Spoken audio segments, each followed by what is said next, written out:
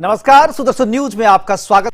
जवाब तो चाहिए में आज हम बात करेंगे कांग्रेस सांसद और हमेशा किसी न किसी मामले में चर्चा में रहने वाले शशि थरूर के लिखे, लेकिन नोवेल के लिखे जाने के 3 दशक के बाद आज उसकी यदि चर्चा हो रही है। संसद में कांग्रेस पर हमला बोलने वाले बीजेपी के तेज तर्रार और आक्रामक सांसद अनुराग ठाकुर है हमारे साथ, जो तनुज जी हैं।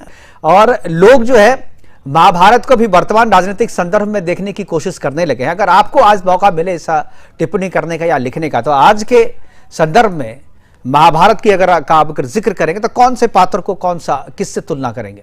किसी भी हिंदू धर्म ग्रंथ और जो शास्त्र है और जो ऐतिहासिक पुराण है हमारे यहाँ के, मैं इनके साथ कभी भी छेड़खानी करना आज के समय क्या किसी भी समय में पसंद नहीं करता। मुझे लगता है इस तरह की किताब से तुलना करी, और तुलना भी इतने महान जो ग्रंथ रहे हमारे, इतने महान जो समय का जो पुराण है हमारे, उनके साथ छेड़खानी करनी है तरीके की अगर कोई किताब किसी भी समय आई जो शशि थरूर जी ने द ग्रेट इंडियन नॉवेल 1990 में लिखा, तो निश्चित रूप से मुझे लगता है कि ये हिंदुओं की भावनाओं को भी एक बहुत बड़ी आहत के रूप में देखा जाना चाहिए। क्योंकि अगर आप आज के राजनेताओं की तुलना अगर इस तरीके से करें तो मुझे नहीं लगता कि इससे हिंदुओं की भावनाओं को आहत पहुंचती है, और इस तरीके की तुलना करना भी कभी भी बेहतर रहा होगा। कि विलेन जो है, जो हमारे राजनीतिक, जो भी हमारे पुराने साहित्य हैं, जो भी हमारे महाकाव्य हैं, वो तो समाज का एक तरीके से आईना है। अगर समाज के पात्रों को अगर उस दृष्टि से दिखाए तो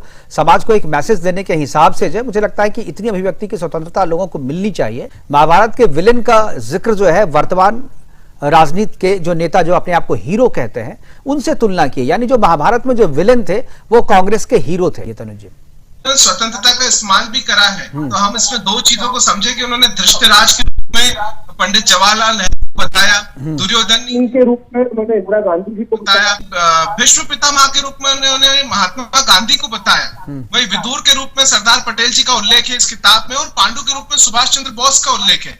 तो देखिए, इस तरीके से अगर किताब के अंदर उल्लेख है तो निश्चित रूप से ये एक उपहास का कारण बनता है। और साथ ही साथ देखिए, स्वतंत्रता अपनी जगह मुकेश जी, वहीं जहां पर जब एक मैंने आपसे वही कहा, हिंदू पुराण को हिंदू ग्रंथ के साथ इस तरह की किताब को मर्ज करके लिखना और वही कैरेक्टर के नाम लिखना, तो निश्चित रूप से मुझे लगता है कि ये जो तरीका रहा होगा उनका, वो बिल्कुल भी ठीक नहीं रहा होगा।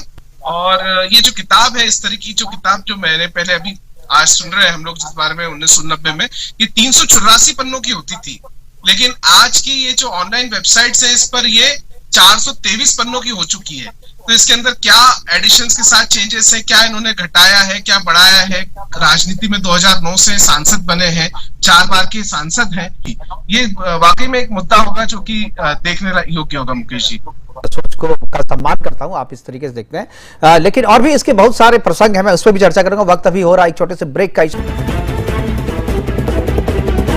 ब्रेक के बाद आपका स्वागत। हम चर्चा करते थे ग्रेट इंडियन नॉवेल राजनीतिक महाभारत की, जिसमें महाभारत के पात्रों की तुलना वर्तमान राजनीतिक कैरेक्टर से की गई है। क्या आपको लगता है कि शशि थरूर जी को जब वो पुस्तक लिख रहे होंगे तब उन्हें इस बात का अंदाजा नहीं होगा कि आने वाले टाइम में इस तरीके से इस पुस्तक को लेकर के चर्चा हो सकती है और हमें इस पुस्तक के कारण जो है जवाब भी देना पड़ सकता है? मुकेश जी, देखिए, जो आज ठाकुर जी ने जब इस मुद्दों को उठाया तो शशि थरूर जी बार बार, अगर आपने ध्यान दिया हो, एक वीडियो भी वायरल हुआ है जिसके अंदर वो 352 और 353 जो प्रोसीडिंग है लोकसभा की, उसके नियमावली का बार बार हवाला दे रहे थे। तो मैं आपको बता देता हूं, जो 352 और 353 जो होती है, 353 में जो है सदस्य को निकालने के लिए होता है, और 352 में निलंबन, सेवाओं को निलंबित करने के लिए होता है।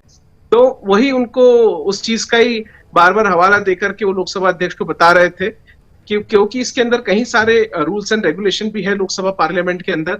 वहीं देखिए, अगर शशि थरूर जी की बात करें तो वो यूएनएन के, और पहले वो पॉलिटिक्स में और वो पॉलिटिक्स में नहीं थे। सन 2009 से उन्होंने पॉलिटिक्स में अपनी रुचि जाहिर करी। 2017 से ऑल इंडिया प्रोफेशनल कांग्रेस के राष्ट्रीय अध्यक्ष 2023 तक भी रहे। तो देखिए, जो उनका कार्यकाल रहा वो पूर्ण रूप से उन्होंने शुरू से एक कांग्रेस की मानसिकता को लेकर के चलने वाले, उसके फेवर के व्यक्ति थे। तो मुझे नहीं लगता है कि जब वो किताब लिख रहे होंगे तो उन्हें इस तरीके का क्योंकि देखिए शुरू से उनकी मानसिकता में कांग्रेस का उनके ऊपर प्रभाव था, तो मुझे नहीं लगता है कि उनको इस तरह की किताब लिखना चाहिए थी। और अगर उन्होंने लिखी होगी तो निश्चित रूप से उन्होंने उस समय पार्टी पॉलिटिक्स में आने का नहीं सोचा होगा और वो वहीं तक अपनी सीमित जिंदगी सोच रहे होंगे। इस वजह से शायद उन्होंने इतनी व्यंग्यात्मक रूप से टिप्पणियां इस किताब के अंदर करी है। मुकेश जी, तरुण जी, मुझे लगता है कि दो चीजें देखनी चाहिए। जिस तरीके से उन्होंने कांग्रेस के नेताओं की तुलना महाभारत के विलेन से की है, महाभारत के जो खलनायक है उनसे की है,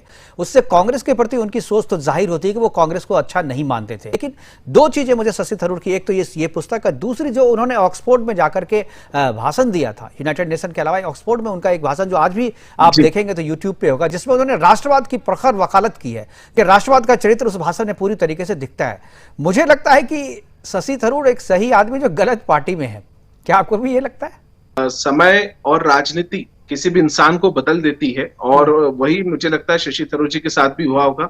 रही बात वो राष्ट्रवादी है या क्या उनकी सोच है, ये कहना मुश्किल है, क्योंकि देखिए इंसान जब कभी व्याख्यान देने कहीं बाहर देशों में जाता है, अदर यूनिवर्सिटीज में जाता है, तो एक तैयारी करके जाता है और ऐसे में निश्चित रूप से वो भी जब गए होंगे तो कुछ उस तरीके की तैयारियां उन्होंने भी करी होगी व्याख्यान के पहले, भाषणों के पहले। तो ये सब कहना बहुत मुश्किल है कि उनकी सोच आखिरकार कैसी है, क्योंकि हम देखते हैं कि समय समय पे शशि थरूर जी के अलग अलग रूप देखने को हमको मिले हैं, अलग अलग रूपों के साथ में अलग अलग स्वभाव और उनकी अलग अलग राजनीतिक टिप्पणियां। शुरू से वो चर्चाओं में बने रहे और काफी सारे ऐसे प्रकरण और ऐसे मुद्दे रहे जो उनकी जिंदगी में कई बार उनको तकलीफों का सामना करना पड़ा। आज जो लोकसभा में, संसद में हुआ है, वो भी कहीं ना कहीं उसी तरीके की जो उनके जीवन में घटनाएं घटते आई हैं, जिससे विवादास्पद स्थितियां बनती हैं, ये भी आज उसी का एक रूप जो है हम आज संसद में देख रहे हैं, पार्टी की सत्ता पार्टी के द्वारा शिकार हुए हैं। जी, शशि थरूर को तो चर्चा में रहने का जो उनका एक स्टाइल है, वो स्टाइल मुझे लगता है कि ये चर्चा उन्हें मिलेगी। और उनकी